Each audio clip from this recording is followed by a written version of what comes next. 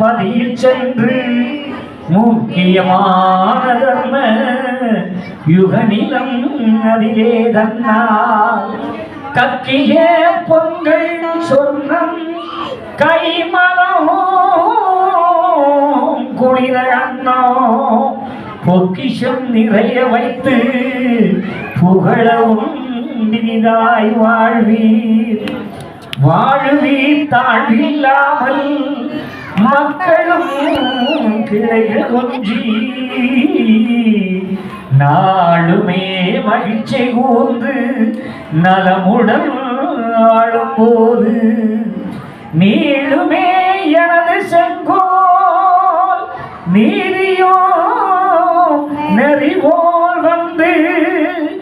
ஆளுமே உங்கள் அன்னை அன்புடன்